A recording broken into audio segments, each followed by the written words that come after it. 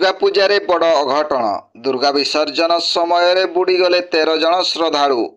श्रद्धालु माने अति आनंदर सहित दुर्गा मांकर पूजा सारी विसर्जन करने समय घटिला बड़ अघटन।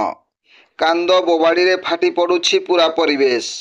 मध्य प्रदेश खंडवा जिला पंधाना अंचल रे घटी जाइछि बड़ अभावनीय घटना।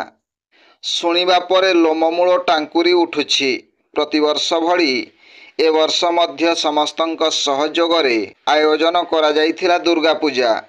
समस्ते खुशी रे अति आनंद रे माँ दुर्गा को पूजा अर्चना करिथिले। परे समस्ते एकत्रित होई एक ट्रैक्टर साहाय्य रे माँ दुर्गा को नेइथिले विसर्जन करिबा पई। उक्त ट्रैक्टर रे 20 रु ऊर्ध्व श्रद्धालु बसी पोखरी पानी भीतर को जाइथिले। माँ दुर्गा को विसर्जन करने समय रे ट्रैक्टर डालाटी ओलटी पड़िथिला। फल रे बुड़ीगले 13 जन। सेमानंक मध्यरे 10 जन शिशु थिबा जणा पड़िछि। ब्यूरो रिपोर्ट जनजागरण ओडिया। वीडियो गुडी को आपण मानकु भलो लागुथिला हम चैनल को सब्सक्राइब करिवा सह लाइक शेयर करिवा को भूलंतु नाही।